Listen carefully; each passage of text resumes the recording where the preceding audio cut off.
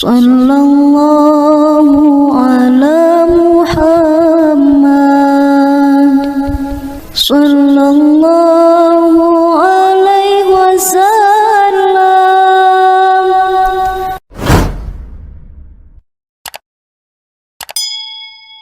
Assalamualaikum warahmatullahi wabarakatuh.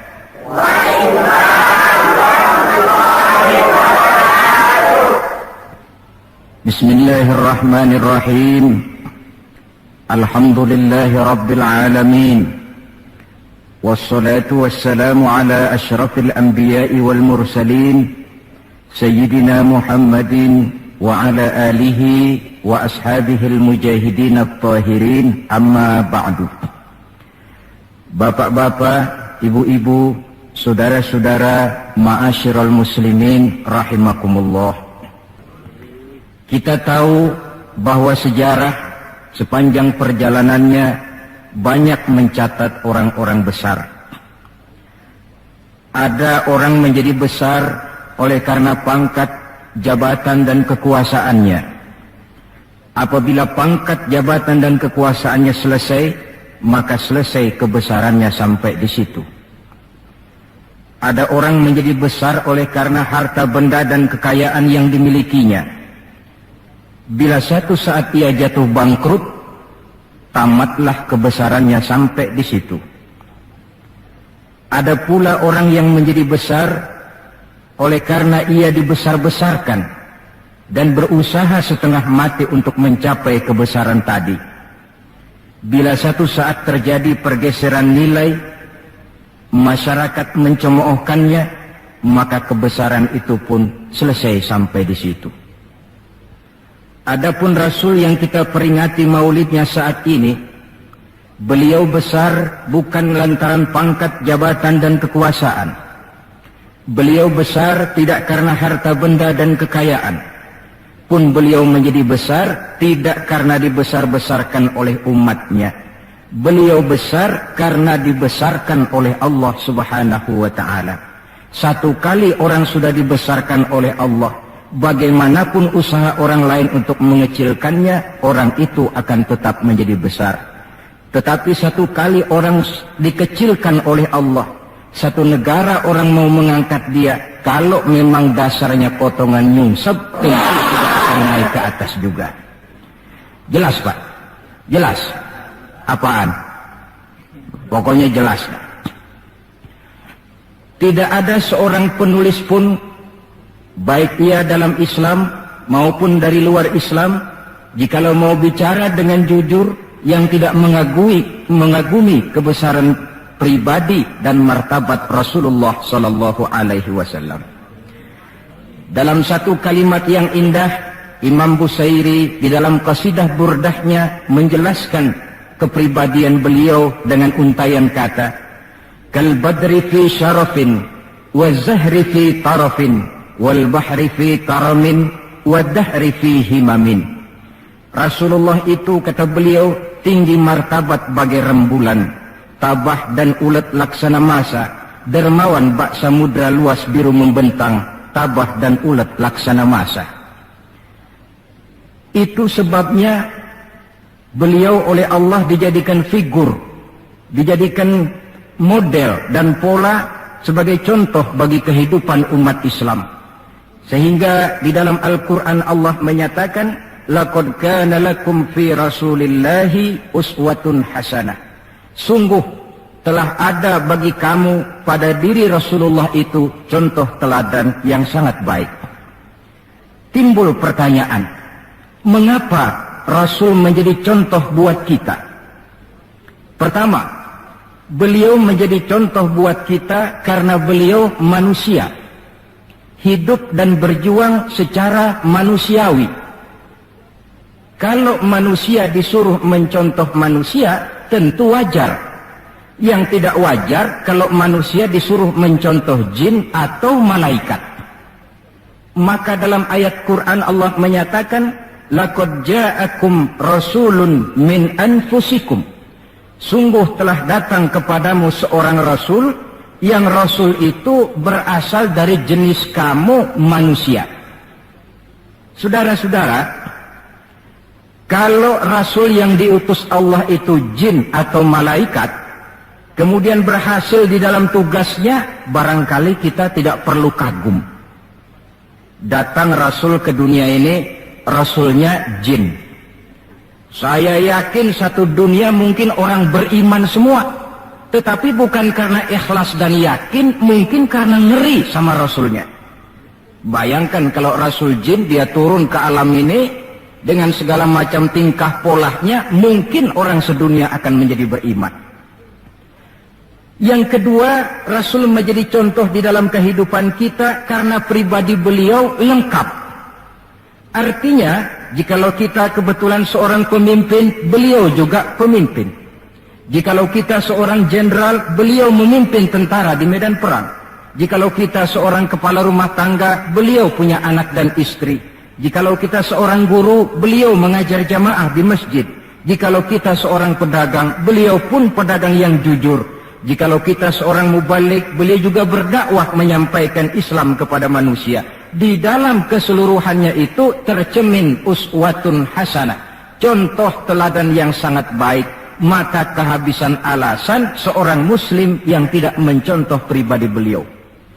Oleh sebab itu ironi dan sangat kita sayangkan jikalau seorang muslim tahu betul sejarah kehidupan Benito Mussolini, dia hafal sejarahnya Adolf Hitler, dia tahu sejarahnya Napoleon Bonaparte, dia hafal benar ajarannya Karl Marx, tapi dia buta terhadap hidup dan kehidupan Rasulullah sallallahu alaihi wasallam. Saudara hadirin yang berbahagia, yang akan kita bicarakan pada kesempatan ini, bagaimana cinta Rasul kepada umatnya dan bagaimana sewajarnya cinta kita umatnya kepada beliau. Bahwa Rasul yang kita peringati maulidnya saat ini cinta betul kepada kita umatnya, dapat saya kemukakan beberapa data. Dari sini nanti kita introspeksi. Kalau tahulah kita begitu besar cinta Rasul kepada kita, apa tidak wajar kita juga cinta kepada beliau? Kalau logika ini sudah diterima, pembicaraan pun kita lanjutkan kepada bagaimana sih sebenarnya cinta kepada Rasul itu. Bukti pertama bahwa beliau cinta kepada kita. Saudara-saudara, menurut ukuran zaman sekarang, Rasulullah itu pan hidupnya miskin. Malahan ada satu doa yang sering beliau baca. Ini kalau doa ini saya kasih saudara-saudara, kira-kira mau diamalin kan? Kalau saya terus terang belum mau. Doanya begini, dan ini sering Rasul baca. Allahumma ahyini miskinan, wa tawaffani miskinan, wa hasyirni yaumal qiyamah fi zumratil masakin.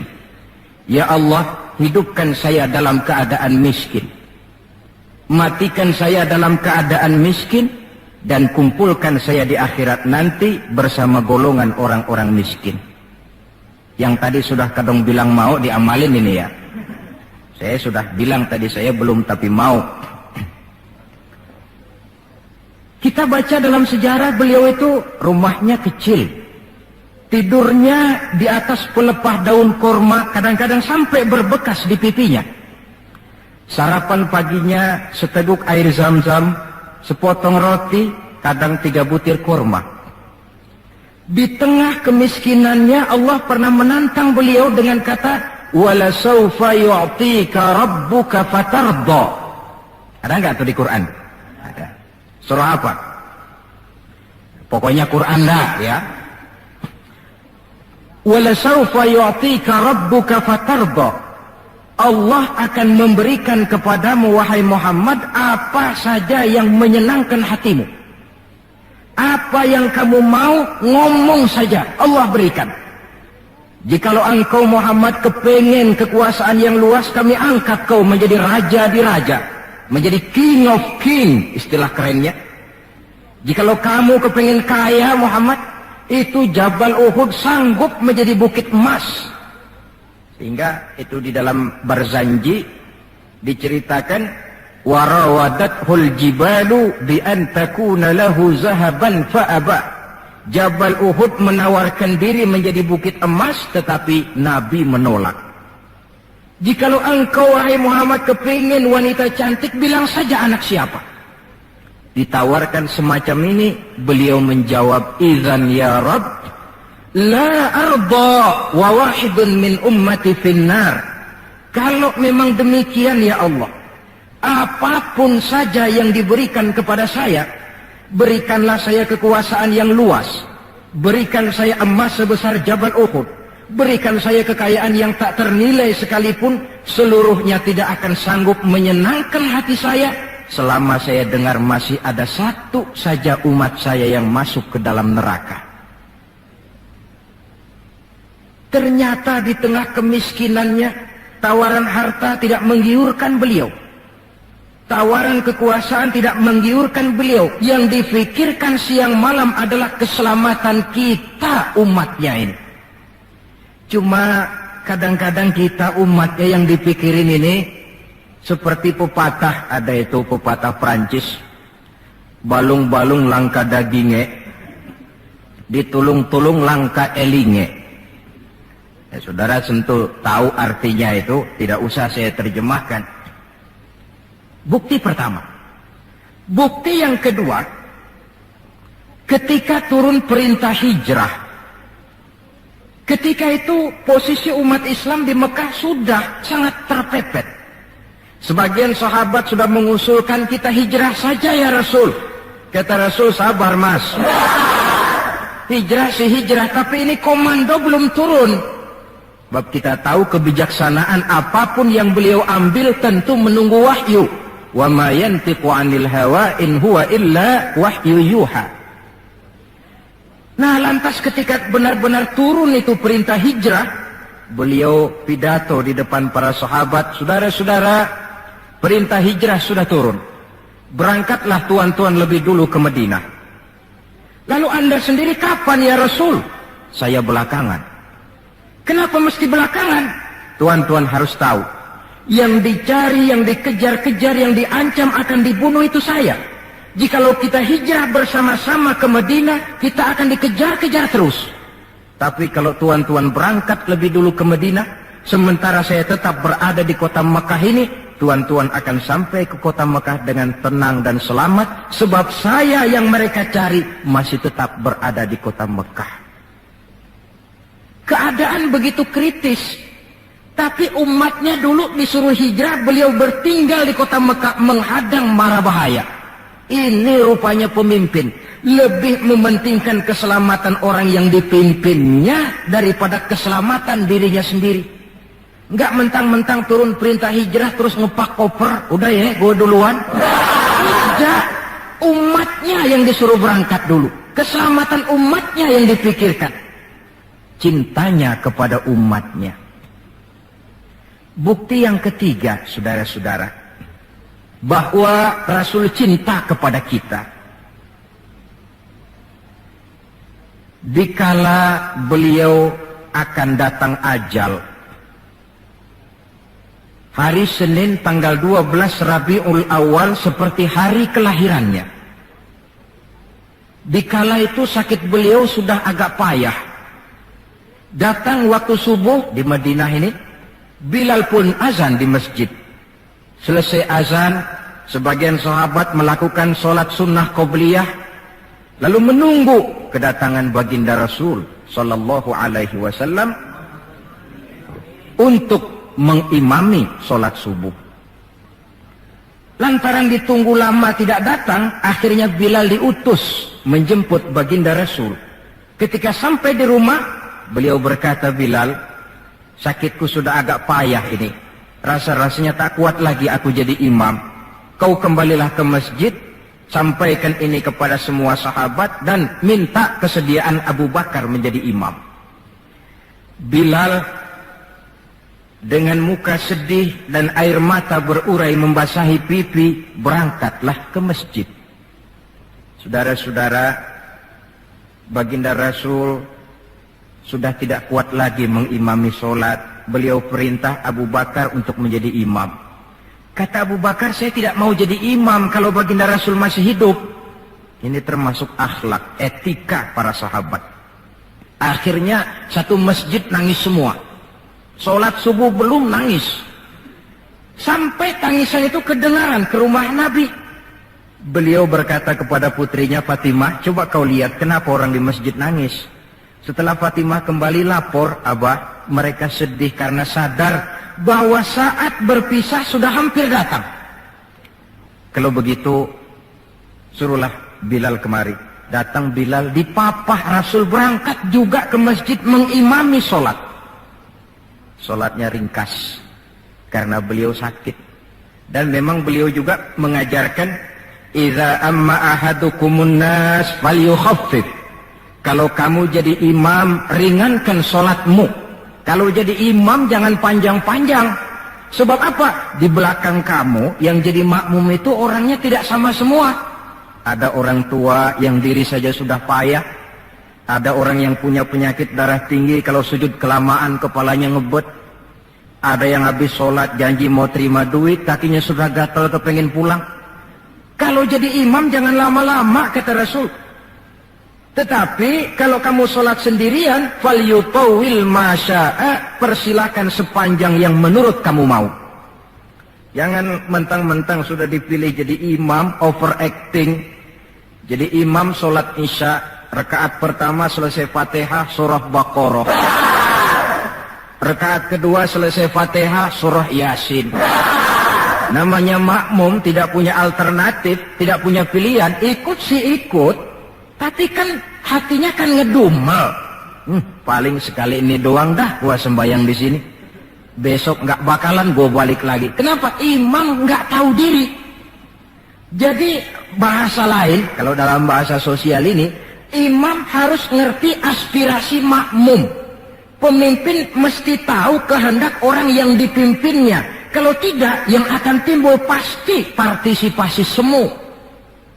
Yang saya khawatir, kalau makmum dipaksa mengikuti maunya imam, yang akan makin subur ialah timbulnya mental-mental munafik.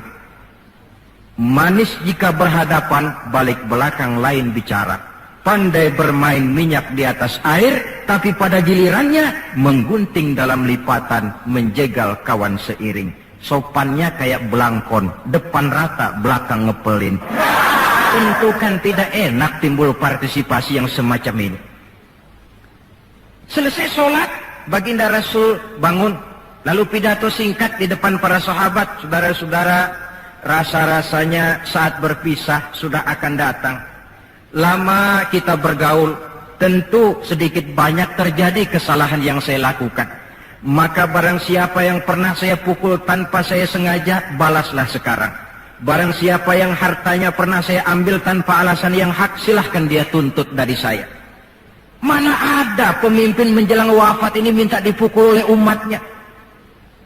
Hening suasana, sahabat terfekur semua, berurai air mata. Di dalam keheningan yang demikian rupa, tiba-tiba seorang sahabat bangkit. Saya ya Rasul. Ada apa? Sahabat itu namanya Sawad, sesuai dengan namanya, orangnya rada hitam. Ya Rasul, dalam satu peperangan, Tuan mau mecut onta. Tuan sih mungkin nggak lihat bahwa saya di belakang onta itu, saya kena pecut. Jadi bagaimana? Ya saya nuntut balas dong. Ini sahabat yang lain jengkel nih, Sawad gila juga. Orang sudah mau berpisah begini, masih nuntut balas. Baik Sawad, Umar tolong ambilkan cambuk. Sayyidina Umar sambil nyerahin cambuk.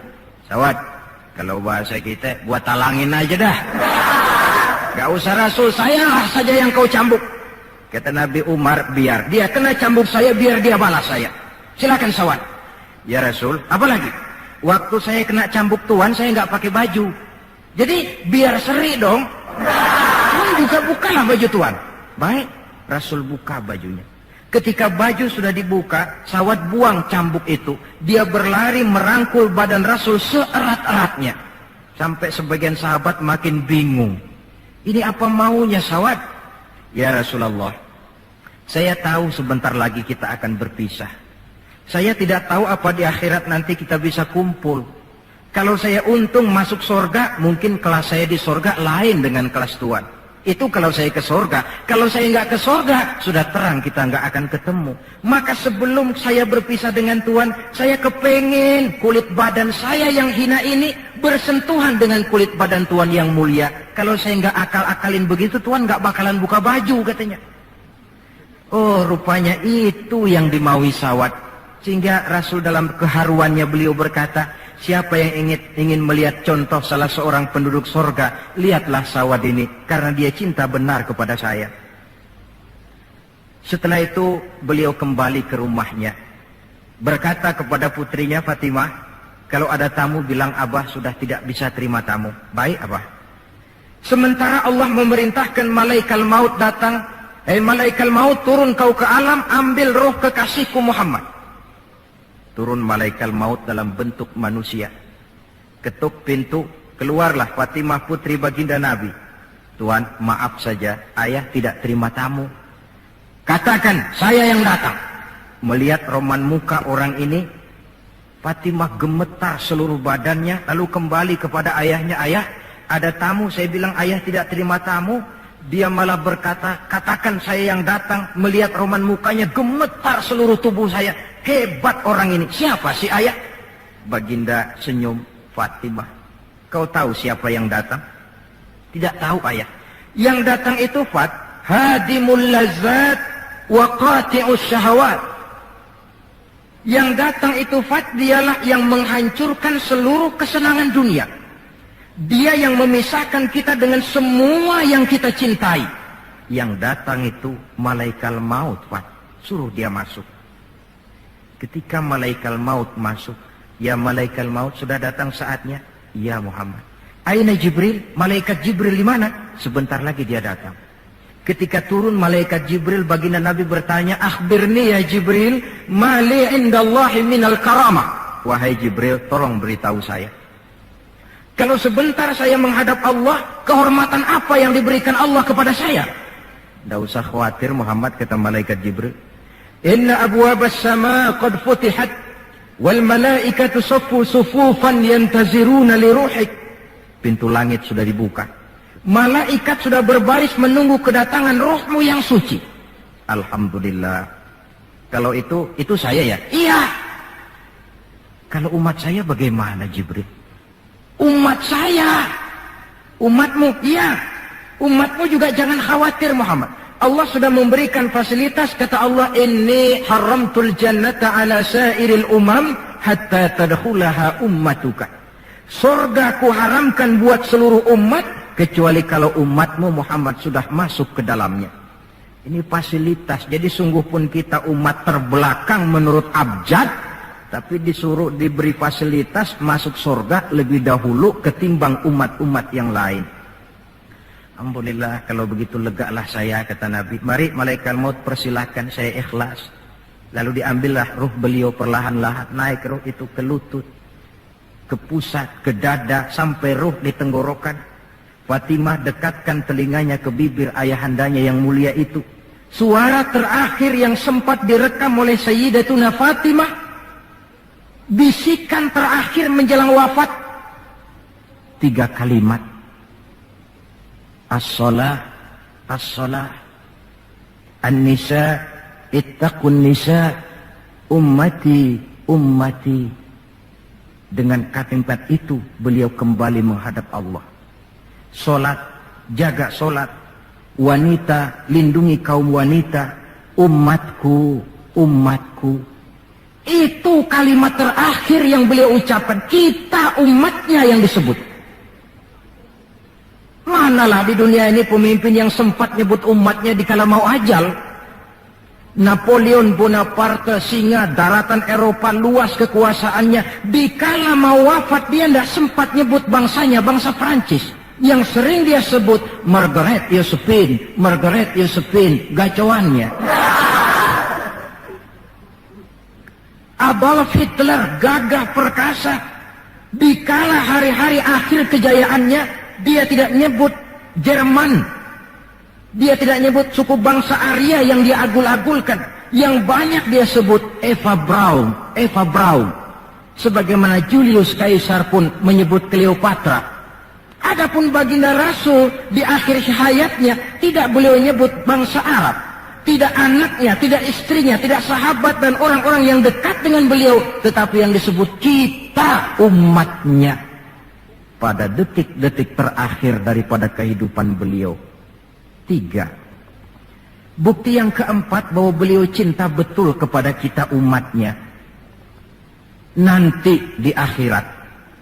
Ini sudah ada yang pernah ke akhirat belum? Sama. Mau?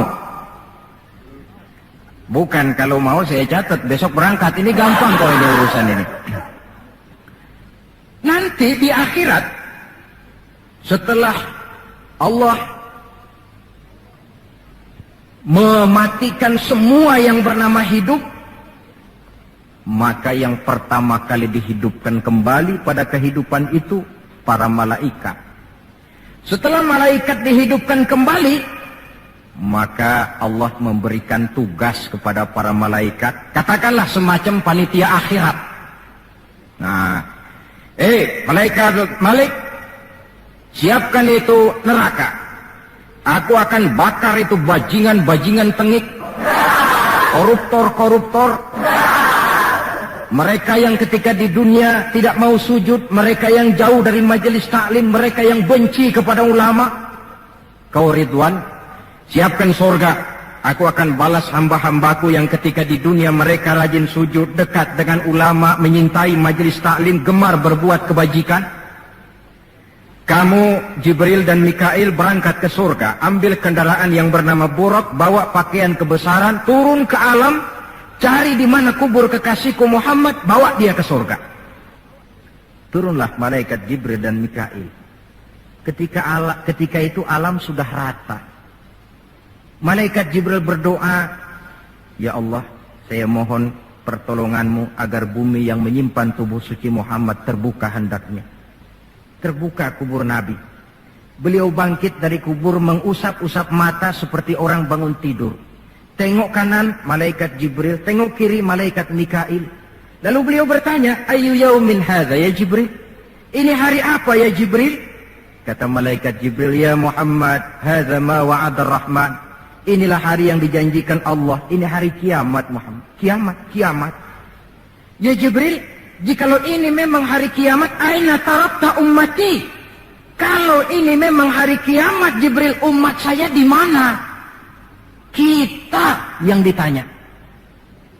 Bangun dari kubur, tahu kalau itu hari kiamat, pertanyaan pertama, umat saya di mana? Barangkali kalau saudara yang bangun paling dulu dari... Adapun baginda Nabi, saudara-saudara, ketika pertama bangkit dari kubur itu, kitalah umatnya yang menjadi pertanyaan pertama. Malaikat Jibril menjawab, ya Muhammad, tidak ada orang yang dibangkitkan sebelum kamu. Kaulah orang pertama. Lalu bagaimana sekarang? Kita ke surga. Perintah Allah, perintah Allah. Berangkat ke surga.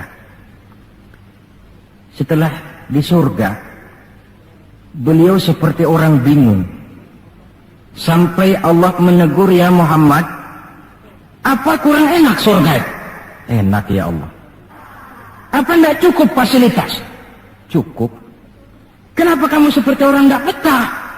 Saya mikir umat saya ya Allah. Iya, saya sudah enak-enak duduk di kursi empuk. Umat saya bagaimana umat saya? Jadi mau kamu bagaimana? Saya minta izin ya Allah, mau keluar dulu, mau tengok saya punya umat. Sudah di surga permisi keluar mau tengokin umatnya. Dikala kita umatnya lewat di atas sirat, beliau angkat kedua tangan seraya berdoa, Allahumma sallim sallim. Ya Allah, selamatkan umatku yang sedang lewat di atas sirat, selamatkan ya Allah. Dari dunia sampai akhirat beliau cinta kepada kita. Dari dunia sampai akhirat beliau bela kita. Betapa pemimpin semacam ini tidak kita cintai. Masalahnya sekarang, kalau kita sudah sependapat bahwa kita juga cinta kepada Rasul, apa sih artinya cinta kepada Rasul itu? Hadirin, Pertama, man ahabba syai'an aktsara min dzikrihi.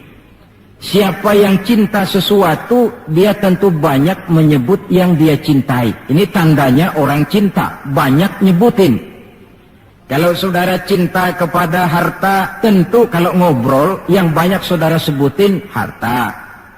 Kalau saudara lagi ngobek tanah, seneng cinta sama tanah, asal ngobrol di warung, mesti tanah yang dimeterin. Walaupun tanah orang. Kalau saudara kebetulan sedang jatuh cinta kepada seorang perempuan, bahkan dalam tidur pun kebawa-bawa namanya saudara sebut. Orang yang cinta sesuatu, dia banyak menyebut yang dia cintai. Cinta kepada Nabi, banyak menyebut Nabi. Menyebut Nabi apa lalu? Muhammad, Muhammad, Muhammad, Muhammad. Tentu bukan. Sebab kita tahu dalam kehidupan sehari-hari saja kita punya tata krama. Gubernur lewat, tentu tidak berani kita secara langsung menyebut namanya. Mesti kita berkata, itu ada Bapak Gubernur lewat. Kita sebutlah predikatnya. Itu ada Bapak Menteri lewat. Itu kepada pejabat. Entahlah pula kepada seorang junjungan alam. Banyak menyebut Nabi artinya banyak membaca sholawat kepada beliau. Sekurang-kurangnya Allahumma salli ala Sayyidina Muhammad wa ala ali Sayyidina Muhammad. Satu. Yang kedua, orang yang cinta kepada sesuatu biasanya menjaga, memelihara warisannya. Kita punya orang tua meninggal dunia, ada warisannya, tentu kita jaga sebaik-baiknya. Sudahlah nggak bisa nambahin, sekurang-kurangnya nggak jualin melulu. Jikalau Rasul meninggalkan kita, jelas beliau tidak meninggalkan harta, beliau tidak meninggalkan kebun, pabrik, tanah dan sebagainya, tapi beliau meninggalkan warisan kepada kita untuk kita jaga, kita pelihara bersama. Apa yang warisan yang beliau tinggalkan? Prinsipnya 3. Yang kedua terdapat dalam hadis, taraktu fikum amrain lan tadillu ma in tamassaktum bihima abada, kitab Allah wa sunnata rasulih. Aku tinggalkan kepadamu 2 perkara yang jikalau kamu mau berpegang teguh kepada keduanya, kau tidak akan sesat untuk selamanya. Quran dan sunnah Rasul. 2. Warisan yang ketiga dalam hadis, al-ulama warasatul anbiya. Ulama adalah ahli waris Nabi. Kalau demikian, maka warisan Nabi itu 3. Quran, sunnah, ulama. Inilah warisan yang perlu kita jaga, warisan yang perlu kita pelihara, yang kita laksanakan dan terjemahkan di dalam kehidupan kita. Mari kita lihat. Warisan pertama, Quran. Kitab suci bagi kita umat Islam. Bagaimana cara kita memelihara warisan yang namanya Quran ini? Pertama, usahakanlah agar membaca Quran menjadi salah satu hobi di dalam kehidupan kita. Kata Nabi, innal ladzi laisa fi jawfihi syai'un minal Qur'an kal bait. Orang yang dari tenggorokannya tidak pernah keluar ayat Quran barang sepotong pun, belum pernah ngaji barang seayat pun, itu orang, kata Nabi, kayak rumah kosong. Rumah biar bagus, potongan Spanyol, gede, mahal, kalau kosong kan angker. Kuntilanak, tuyul, memedi, betah di situ.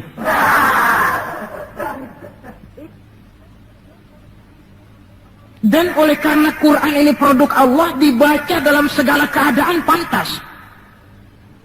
Di gubuk reot di pinggir kali ada orang baca Quran, pantas. Di rumah mewah ada yang baca Quran, cocok.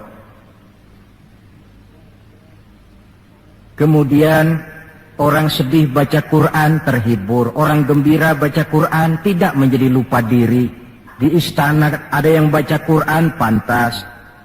Di depan kubur ada yang baca Quran, pantas. Orang kawin dibacakan Quran bagus, orang mati dibacakan Quran juga cocok. Lantaran dia produk Allah. Setelah membacanya, lalu meningkatkan kepada tahapan yang kedua, mencoba memahami isinya. Lewat segala kesempatan yang memang mungkin, entahlah dengan jalan mengaji, tukar pikiran, diskusi, banyak membaca, tetapi tentu dengan catatan bahwa kita memahami Al-Quran ini tidak bisa mengandalkan kemampuan intelektual semata-mata. Seperti yang banyak gejalanya terjadi di zaman sekarang ini. Di mana orang mencoba menggali hakikat Quran dengan mengandalkan kemampuan intelektualnya. Kadang-kadang bahasa Arab saja nggak ngerti. Dia gali Quran cuma sekedar lewat terjemahannya. Yang saya khawatir akan timbul kecenderungan di mana orang mikir dulu baru nyari ayat. Akhirnya ayat Quran dicocok-cocokin sama pikirannya. Bukan ada ayat dipikirin, tapi malah mikir dulu baru mencari ayat. Saudara hadirin, munculnya pesantren-pesantren kilat dalam upaya memahami Islam. Secara pribadi saya bersyukur, merasa gembira, tetapi yang saya sayangkan jikalau dengan pesantren kilat itu lalu merasa bahwa diri sudah cukup. Setelah nyantren 1 minggu pesantren kilat, keluar pesantren sudah kayak pendekar. Ulama anu salah, kiai anu nggak bener, ustadz anu salah, semua ulama-ulama salah. Baru nyantren seminggu sudah semuanya salah. Lebih celaka lagi kalau nanti upaya memahami Islamnya, ini dalam bahasa sosialnya disebut frame of reference, seperti orang buta kenal gajah, yang mati-matian mempertahankan teori bahwa gajah itu tipis dan lebar seperti kipas, cuma karena kebetulan yang dia pegang baru sekedar telinga gajah. Maka upaya memahami Al-Quran tidak bisa dilepaskan kaitannya dengan bantuan orang yang ahli di bidang itu. Barangkali sudah banyak terjemahan Quran di dalam bahasa Belanda, bahasa Inggris, apalagi bahasa Indonesia, yang agak sulit sekarang mencari terjemahan Quran di dalam kehidupan kita. Saya sering ambil contoh ringan. Umpamanya, nih sensus versi saya. Konon kabarnya, menurut kata yang empunya cerita, penduduk Indonesia ini 90% beragama Islam. Betul kan? Nah. Kalau saya numpang tanya, dari jumlah 90% ini, berapa persen yang bisa baca Quran? Kira-kira ada nggak separuhnya? Rasanya nggak ada. 30%? 20% ada ya? 20% adalah, kurang-kurang dikit sama kawan jadilah 20%. Dari jumlah 20% yang bisa baca Quran, numpang tanya lagi, berapa persen yang bisa baca dan tahu artinya? Ada 5%? Saya kira adalah 5% berikut santri-santri yang di pondok pesantren itu. Dari jumlah 5% yang bisa baca Quran dan tahu artinya, berapa persen yang bisa baca, tahu artinya, lalu mengamalkan ajaran Quran? Ini yang masih bisa dihitung dengan jari. Sehingga tidak heran bahwa umat ini mayoritas, tapi lebih sering jadi penonton daripada jadi pemain. Lebih sering jadi objek daripada menjadi subjek. Dalam bahasa Arabnya lebih sering menjadi maf'ul daripada menjadi fa'il. Sebab kuantitas yang tidak diiringi oleh kualitas, ini yang bahasa Nabi, ghusa'un ka ghusa'is sail, seperti busa di lautan. Banyak tapi centang perenang, banyak tapi tidak punya daya dan kekuatan, dihempaskan ke tepian pantai tanpa punya makna dan arti. Kadang kita baca Quran, tapi sementara di pihak lain kita juga yang menginjak-injak isinya. Kita baca ayat, wa ahallallahu al-bai'a wa harramar riba. Allah halalkan jual beli, Allah haramkan riba, tapi renten ditelan terus. Kita baca ayat, wa tasimu bihablillahi jami'an wa la tafarraqu. Berpegang teguhlah kepada tali Allah, jangan kamu bercerai-berai, tetapi sesama muslim main pelotot-pelototan jalan terus. Yang kita baca kadang-kadang kita juga yang menginjak-injaknya. Ini warisan pertama, Al-Quran. Warisan yang kedua, sunnah Rasulullah Sallallahu Alaihi Wasallam. Yang diantara fungsinya menjelaskan apa yang oleh Al-Quran tidak dijelaskan dalam bentuk detail. Quran misalnya cuma mengatakan aqimis sholat, dirikan sholat. Bagaimana cara sholat? Tidak ada dalam Quran. Bahwa sholat mesti takbiratul ihram, mesti tahiyat, mesti ruku duduk di antara dua sujud. Tidak ada dalam Quran. Yang menjelaskan itu semua sunnah. Quran cuma menjelaskan wa atimul hajja wal umrata lillah. Laksanakan haji dan umrah karena Allah. Bagaimana manasik haji? Bagaimana jumrah? Bagaimana tawaf? Bagaimana sa'i? Tidak ada dalam Quran. Sunnah jelaskan semua itu. Nah, untuk memahami Quran dan sunnah, jalan apa yang kita tempuh? Jalan melalui warisan yang ketiga, yaitu para ulama. Diakui atau tidak, kita hutang jasa kepada para ulama. Yang dengan tekun, dari musola ke musola, dari pesantren ke pesantren, dari pengajian ke pengajian, membimbing, menjaga dan memelihara umat ini. Mereka tidak digaji, mereka pun tidak mendapat beras, hidup pun kadang-kadang miskin. Tapi lantaran panggilan moral menjaga, memelihara, membentengi akidah umat ini. Bersyukur kita bangsa Indonesia punya ulama dan punya umara. Kedua-duanya penting, kedua-duanya berjasa, kedua-duanya membangun. Tidak ada yang satu lebih penting dari yang lain. Cuma bidang pembangunannya saja yang lain-lain.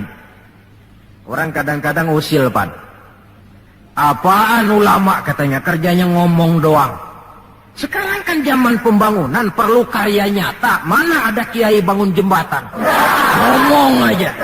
Ini saya pikir orang bicara begini ini nggak ngerti masalah. Bukankah asas manajemen yang modern saja mengajarkan the right man on the right job, the right man on the right place, bahwa orang harus ditempatkan sesuai dengan proporsinya. Nah, kalau kiai disuruh bangun jembatan, apa Pak Lurahnya mau ngajar tafsir? Setiap kita membangun, cuma bidang pembangunan kita yang berbeda-beda.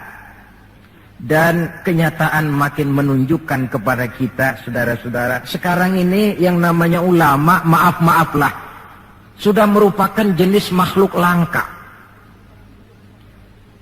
Malahan barangkali sudah termasuk jenis makhluk yang harus dilindungi dari kepunahan ini. Dan mencetak sarjana lebih gampang ketimbang mencetak kiai. Saudara mau jadi sarjana, taruh sekolah 22 tahun dah, udah campur nggak naik itu. Ya cobalah kalau TK 1 tahun, TK 1 tahun, SD 6 tahun, PAN 7 tahun, SMP 3 tahun, 10 tahun, SMA 3 tahun, 13 tahun, kuliahlah 5 tahun, 18 tahun, cadangan nggak naik lah 4 tahun. Masa dicadangin nggak 4 tahun nggak selesai, sarjana tinggal pilih. Tapi saudara ngaji dari kecil sampai 20-30 tahun, belum tentu loh jadi kiai. Dan nggak bisa minta. Mas, gua kan ngaji melulu, panggil gua kiai, kenapa sih? Loh, kiai minta begini kan nggak bisa. Kalau ilmunya diakui, akhlaknya jadi contoh, perjuangannya diteladani, umat bersimpati, lalu masyarakat beramai-ramai secara praktis menyebutnya kiai. SK-nya itu di tangan umat. Oleh karena SK-nya di tangan umat, dia tidak kenal pensiun dan jam kerjanya pun 24 jam. Kapan umat perlukan, dia mesti berangkat. Yang saya khawatir, kelangkaan ulama ini menyebabkan terjadinya pergeseran nilai. Dan ini pernah dianalisa oleh baginda Rasul Sallallahu Alaihi Wasallam. Apa kata beliau? Inna min asyratis sa'ah. Sesungguhnya di antara tanda-tanda kiamat. Nggak usah mikirin kiamat beneran dah. Saya juga nggak pengen ngalamin. Kiamat mini. Kiamat kecil-kecilan. Apa itu? Hancurnya sendi-sendi kehidupan sosial. Maksiat merajalela, munkarat menjadi-jadi. Yang benar jadi salah, yang salah dianggap benar, yang hak menjadi munkar, yang munkar dibilang hak. Kemakmuran cuma kata, keadilan cuma teori. Hukum kayaknya cuma buat orang kecilan, orang gedean kagak mempan hukum. Padahal hukum kalau sudah pandang bulu terang, yang enak yang banyak bulunya. Siapa yang banyak bulunya? Monyet. Kalau hukum pandang bulu, monyet keenakan. Pergeseran nilai terjadi. Kiamat macam ini yang kadang-kadang kita temukan dalam kehidupan. Penyebabnya apa? Kata Nabi yang pertama, ayurfa'al ilmu. Ilmu diangkat oleh Allah. Bagaimana cara Allah mengangkat ilmu dan apa maksudnya? Allah mengangkat ilmu pertama dengan jalan mematikan ulama. Makin banyak ulama wafat, makin banyak ilmu ditarik. Yang kedua, kurangnya minat orang belajar agama. Majelis taklim yang non formal atau yang formal seperti madrasah dan pesantren. Pikiran orang sudah pikiran perut. Sekolah sama dengan ijazah, ijazah sama dengan lapangan kerja. Dalam kondisi macam itu, madrasah mendapat perhatian sebelah mata. Maksudnya apa ilmu ditarik ini? Agama dikucilkan. Kalau 1-2 kali disebut-sebut agama itu cuma alat pelengkap saja. Agama cuma pidato, agama cuma seminar, agama cuma kongres, agama cuma muktamar. Tapi bahwa agama jauh dari kehidupan sehari-hari, itu merupakan realita. Agama sudah tak ubahnya dengan daun pisang yang dikait di tepian jalan lantaran diri tak berpayung di ketika hari hujan. Dan manakala hujan usailah sudah, daun itu pun dicampakkan di tepi jalan, diinjak pula orang nan lalu. Dikala dilihat agama membawa untung, rame-rame teriak agama. Coba lihat tahun 65 begitu PKI meletus, wah rame-rame, banyak mobil-mobil mewah parkir di masjid. Begitu keadaan aman, cuman sepeda butut yang ketinggalan di depan masjid. Ini yang Allah jelaskan watak begini ini. Kullama adha'a lahum masyaw fih wa idza azlama alaihim qamu. Mentalitas munafik. Waktu terang mereka berangkat, waktu gelap mereka mandek. Ketika di Islam dilihat ada untungnya, rame-rame teriak Islam. Asal ada untungnya, Pak, saya Islam Pak, KTP saya aja Islam. Waktu ada untungnya. Tapi ketika diminta berjuang, dituntut berkorban, yang lain dulu dah, yang lain dulu. Nah, kalau ilmu sudah ditarik, timbul ekses berikutnya. Apa kata Nabi? Wa yuzharul jahlu, nampak kebodohan di mana-mana. Lantaran ulama tidak ada yang menjelaskan halal haram, hak batil, ma'ruf munkar, tidak ada. Orang hidup menurut seleranya, timbul permissive society. Terjadi pergeseran nilai. Akibatnya kata Nabi, wa yabsu zina wa yusrabal khamr. Maka zina pun dikerjakan terang-terangan. Arak jadi minuman kebanggaan. Sebagian anak muda belum bangga kalau belum bisa mabok. Yang nggak mabok dianggap kolot, kampungan loh. Bikin malu baru kena segelas sejodoh miring. Cengeng, teman kita no hebat sampai nyungsep di comberan. Yang nyungsep hebat.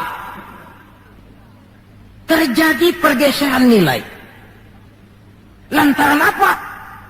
Ilmu ditarik, ulama banyak wafat, minat orang belajar agama berkurang. Maka sekali lagi bersyukurlah kita bangsa Indonesia punya ulama dan punya umarok. 3 warisan Nabi yang perlu kita pelihara jikalau kita cinta kepada beliau. Quran, sunnah, dan ulama. Kemudian yang terakhir, orang yang cinta sesuatu tentu dia mengikuti, mencontoh yang dia cintai. Jikalau kita cinta kepada baginda Nabi, sekurang-kurangnya kita mencontoh pola kehidupan beliau. Saudara remaja cinta kepada Michael Jackson, umpamanya. Tentu lalu timbul gairah nyontoh. Ini Michael Jackson bajunya potongannya bagaimana? Bikin. Kacamatanya model bagaimana? Beli. Rambutnya bagaimana? Oh sebelah cukur sebelah enggak. Bikin. Pokoknya pantas enggak pantas nyontoh. Orang yang cinta sesuatu dia contoh yang dia cintai. Jikalau kita cinta kepada baginda Nabi, pola kehidupan beliau pun kita perlu mencontohnya. Apa yang terpenting dalam kehidupan ini untuk kita jadikan contoh? 2 hal saja. Pertama akhlak dan yang kedua ibadah. Kita tahu akhlak beliau bukan cuma manusia, Allah yang puji. Wa innaka la'ala khuluqin azim. Engkau wahai Muhammad benar-benar berada di atas budi pekerti yang sangat luhur. Kalau Allah saja sudah memuji, apalah artinya pujian kita manusia ini?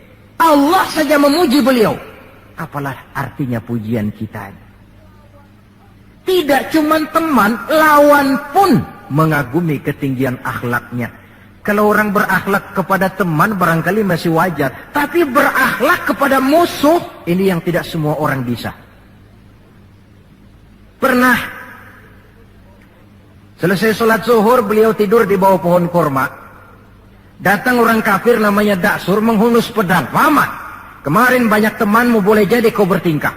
Sekarang kau sendiri, kalau saya tebas batang lehermu, siapa yang akan tolong kamu?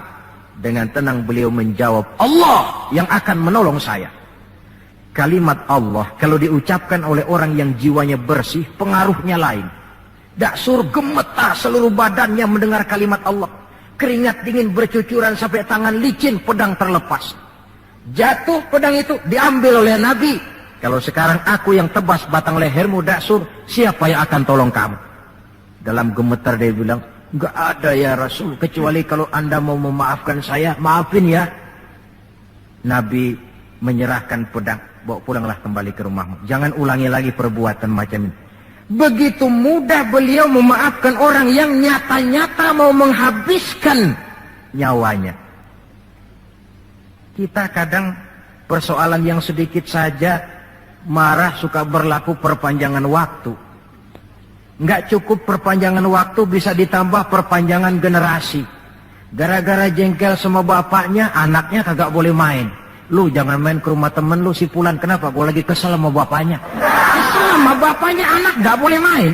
Ini kan sudah ditambah oleh perpanjangan generasi namanya. Banyak contoh yang diceritakan dalam sejarah mengenai ketinggian akhlak beliau. Tidak cuma kepada teman, tetapi kepada musuh-musuhnya sekalipun beliau mempunyai akhlak yang sangat luhur. Dan akhlak inilah penilaian orang di dalam kehidupan kita.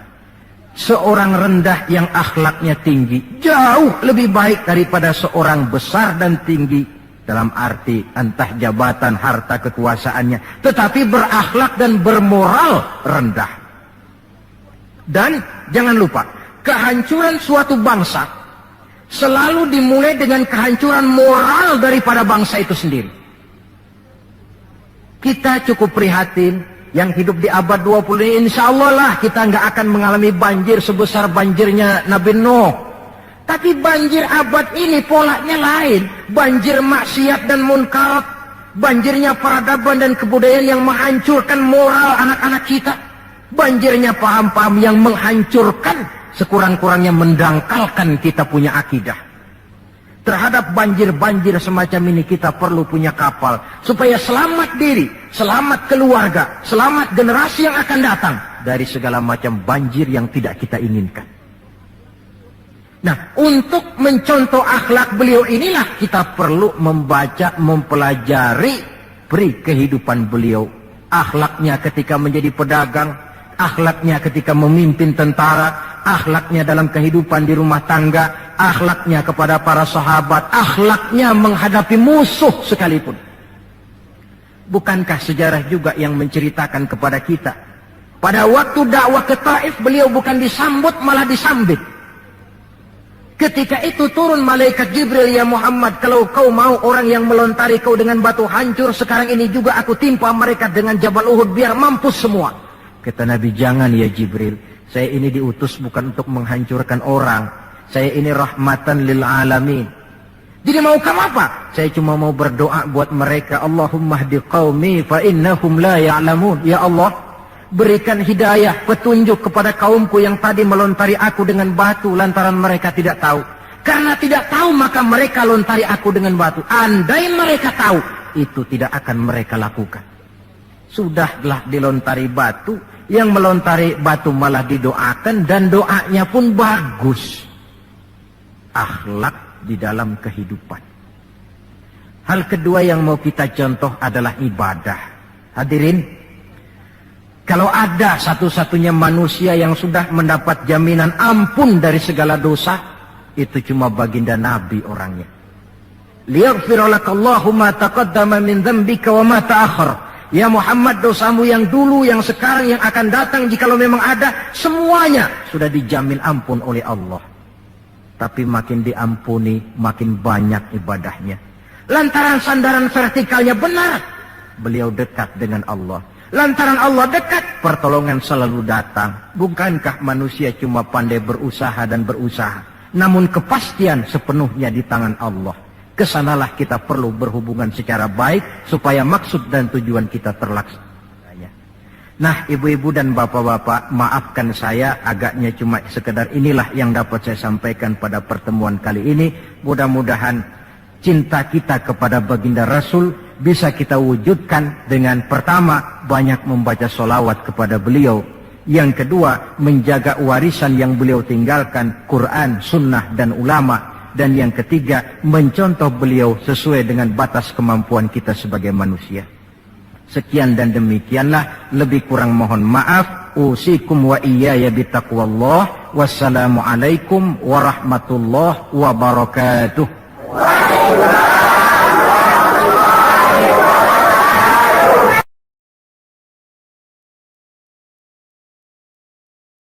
Sallallahu ala Muhammad, sallallahu alaihi wasallam.